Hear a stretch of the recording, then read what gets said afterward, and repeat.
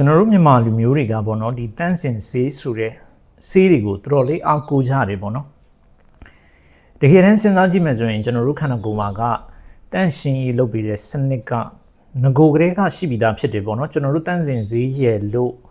့တကူတကန်ရှာပြီးတော့တောက်နေစရာမလိုဘူးပေါ့နော်ဒါပေမဲ့လည်းကျွန်တော်တို့တော်တော်များများကတော့ကျွန်တော်တွေ့တာတော့တောက်နေကြတော့လေတွေ့တယ်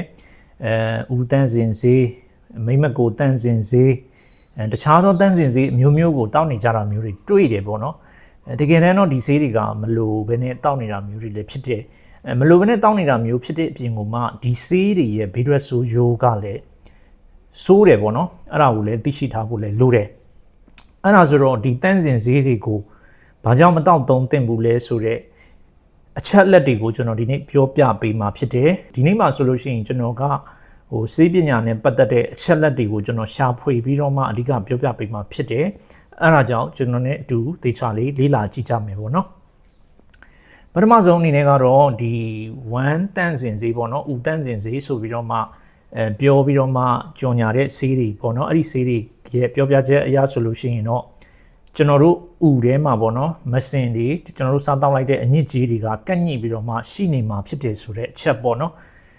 ဒီအချက်က19ရာစုလောက်ကတည်းကနေပြီးတော့မှပေါ့နော် auto intoxication လို့ခေါ်တဲ့ theory နဲ့ရှင်းပြထားပြီးသားလည်းဖြစ်တယ်ခုနပြောတဲ့အတွေးခေါ်ကကျတော့မမှန်ကန်ဘူးဆိုတာမျိုးကိုသေချာရှင်းပြထားပြီးသားလည်းဖြစ်တယ်အဲ့ဒါဆိုတော့ဒီအချက်ကမမှန်နေဘူးပေါ့နော်ဒီအချက်မမှန်တာကိုတခြားသောဒီတက္ကသိုလ်တွေသူတေသနတွေကလည်းထပ်ပြီးတော့မှပြောရတာမျိုးတွေလည်းရှိတယ်အဲ့ဒါကိုကျွန်တော်ဆက်ပြီးတော့ပြပြပေးမှာဖြစ်တယ်ပထမဆုံးအချက်အနေနဲ့ကတော့ဒီ Harvard တက္ကသိုလ်ကနေပြီးတော့မှပြုလုပ်တဲ့လေ့လာဆန်းစစ်မှုတစ်ခုအရဆိုလို့ရှိရင်ပေါ့နော်ကျွန်တော်တို့ခုနပြောတဲ့ဦးတွေရဲ့နေရာမှာကန့်ညှိနေတဲ့အညစ်အကြေးဆိုတာမျိုးကတကယ်တမ်းတော့မရှိဘူးပေါ့နော်ဦးကသူ့အတူအလိုလျောက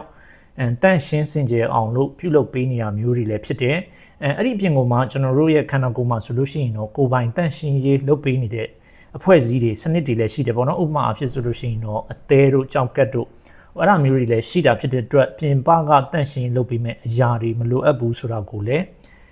းတခါတည်းပြောပြတာပြီးသားလည်းဖြစ်ပါတယ်အဲ့ဒါဆိုတော့နောက်တစ်ချက်အနေနဲ့ဆိုလို့ရှိရင်ပေါ့နော်နောက်တစ်ချက်အနေနဲ့ဆိုလို့ရှိရင်တော့ဒီ Georgetown University ပေါ့နော်သူအဲ့ဒီကနေပြီးတော့မှပြုလုပ်တဲ့သုတေသနအရာဆိုလို့ရှိရင်တော့ခုနပြောတဲ့တန့်စင်ဆေးရည်တွေဝမ်းပျော့ဆေးတွေပေါ့နော်အဲ့ဒီဆေးတွေကဆိုလို့ရှိရင်တော့တဲ့ကျွန်တော်တို့ကိုရေဓာတ်ဆုံးရှုံးခြင်းတွေဖြစ်စေနိုင်တယ်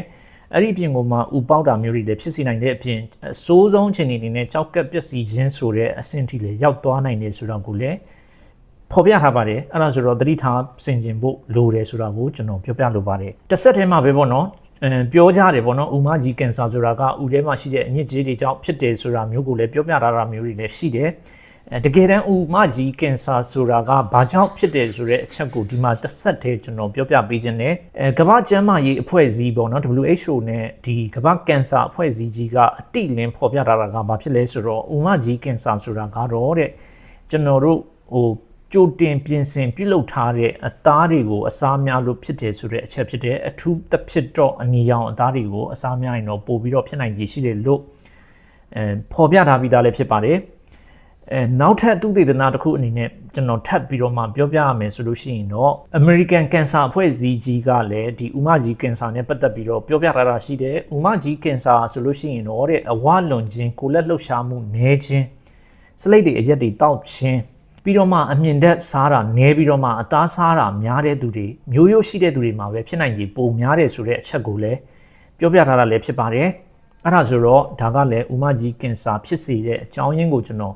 ်အချက်လက်နဲ့ပြန်ပြီးတော့မှရှင်းပြပေးတာဖြစ်ပါတယ်အဲ့ဒါဆိုတော့နောက်ဆုံးပိတ်အချက်အနေနဲ့ဒီတန့်စင်ဆေးရည်တွေရဲ့စိုးကျိုးကိုလည်းကျွန်တော်နည်းနည်းလေးပြောပြပေးမှာဖြစ်တယ်စိုးကျိုးတွေကဘာတွေရှိလဲပေါ့နော်ဘာကြောင့်မလို့ကျွန်တော်ကဒီနေ့လိုမျိုးတကူးတကန်ပြောပြနေရတာလဲဆိုတော့အားလုံးဒုက္ခရောက်သွားမှာဆိုလို့ကျွန်တော်ပြောပြနေတာဖြစ်ပါတယ်သူတို့ရဲ့စိုးကျိုးတွေကဘာတွေရှိလဲဆိုတော့အထူးသဖြင့်တော့ခုနကပြောသလိုမျိုးဒီတန့်စင်ဆေးရည်တွေဝမ်းပျော့ဆေးတွေကဘလို့အာနိသင်တက်ရောက်မှုရှိတယ်ဆိုတဲ့အချက်ကိုAmerican မှာရှိတဲ့ဆေးရုံတရုံကနေပြီးတော့မှသုတေသနပြုလုပ်ထားတာရှိတယ်အဲ့ဒါကဘယ်လိုမျိုးတွေ့ရှိတာလဲဆိုတော့ဒီဆေးတွေကိုပုံမှန်သာတောက်သုံးမယ်ဆိုလို့ရှိရင်တော့ဥမကြီးရဲ့ညှစ်ပေးတဲ့လုပ်ငန်းဆောင်တာကပျက်စီးစေပြီးတော့မှနောက်ပိုင်းကျလို့ရှိရင်ဆေးမတောက်လို့ရှိရင်ဝမ်းမသွားတဲ့အခြေအနေမျိုးတွေထိလည်း ဖြစ်သွားနိုင်တယ်ဆိုတဲ့အချက်ကိုလည်းတွေးရှိပြီးတော့မှဒါကိုလည်းထောက်ပြထားပါတယ်အဲ့ဒီအပြင်ကမှခုနအရှိပိုင်းမှာကျွန်တော်ပြောခဲ့တဲ့ရေဓာတ်ဆုံးရှုံးခြင်းဥပေါက်ခြင်းကြောက်ကပျက်စီးခြင်းဆိုတဲ့အချက်တွေလည်းဖြစ်ပွားစေနိုင်တာဖြစ်တဲ့အတွက်ကျွန်တော်တို့ကကျန်းမာစေခြင်းလို့ဒီဆေးတွေကိုသုံးတာဖြစ်တယ်တကယ်တမ်းတော့ဒီဆေးတွေကကျန်းမာစေတာမဟုတ်ဘဲနဲ့ဘေးထွက်ဆိုးကျိုးတွေနဲ့ကျွန်တော်တို့ကိုဒုက္ခပေးနိုင်တယ်ဆိုရင်တော့ဒီဆေးတွေကိုတော့အားလုံးတောက်ချမယ်လို့တော့မထင်ဘူးအဲ့ဒါကြောင့်မလို့ကျွန်တော်အနေနဲ့သတိပေးစေလိုတာကတော့အပေါ်မှာပြောခဲ့တဲ့အချက်တွေလိုမျိုးပဲကောင်းကျိုးထက်ဆိုးကျိုးကပိုများတယ်ပြီးတဲ့အခါကျတော့ကျွန်တော်တို့ခန္ဓာကိုယ်မှာရှိတဲ့တန့်ရှင်းရေးလုပ်ပေးနေတဲ့စနစ်ကိုအားကိုးဖို့လိုတယ်ယုံကြည်ဖို့လည်းလိုပါတယ်ပြင်ပကနေပြီးတော့မှမလိုလားအပ်တဲ့ဟာတွေတွားပြီးတော့မှသူတို့ကိုထည့်ပေါင်းပေးလိုက်မယ်ဆိုရင်သူတို့လှုပ်ဆောင်ရမယ့်အလုပ်တွေပျက်စီးပြီးတော့မှကျွန်တော်တို့ပို့ပြီးတော့မှဒုက္ခရောက်စေနိုင်တာလည်းဖြစ်ပါတယ်တက်ဆက်ထဲမှာပဲဥမကြီးကင်ဆာကိုကာကွယ်ဖို့ဆိုလို့ရှိရင်ကျွန်တော်တို့ဘာတွေလုပ်လို့ရလဲဆိုတာကိုတခါတည်းကျွန်တော်ပြောပြပေးမှာဖြစ်တယ်